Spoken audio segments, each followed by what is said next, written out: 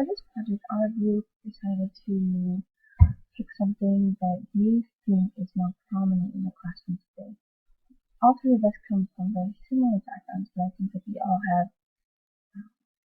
experience with learning a second language, and also we've been exposed to a lot of different settings in the classroom since we're all studying education.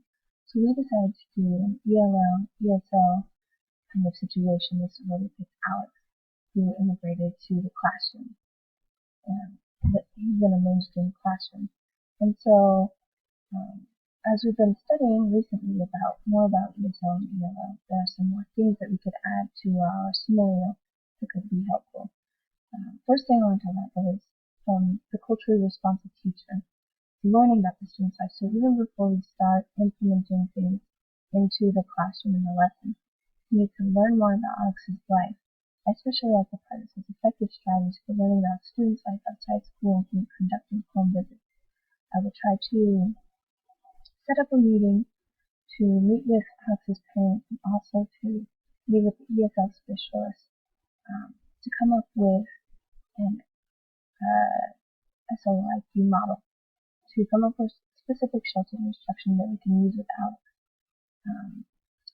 It says right here that the SOIP teachers use a regular core curriculum and modify their teachings to make the content understandable for ELLs while promoting the student's academic English growth.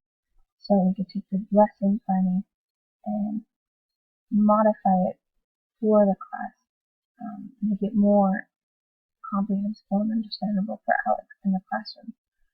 Part of this could also be to look here, clarifying key concepts, to use a bilingual dictionary. In Alex's case, he's in third grade, probably a Pictionary dictionary. Also to provide material in his native language for specific content, so that he can still be learning about English. Well, he'll be learning English also, but learn about history, math, and science, and be able to understand it better in his own language while he's still trying to learn English. So part of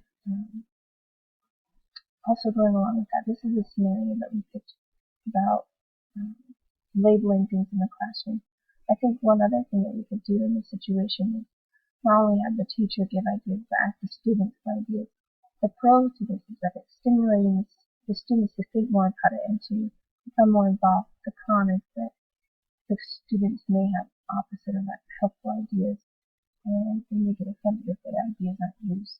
The other thing to do is not just have this one daily morning discussion about it, but have time set aside every morning for a little kind of language exchange, where you have specific time just set for teaching English and also Spanish, so that all students are learning.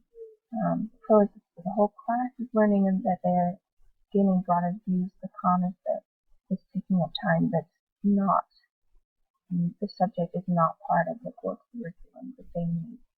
But these are just a few of the things, and I was really glad to do this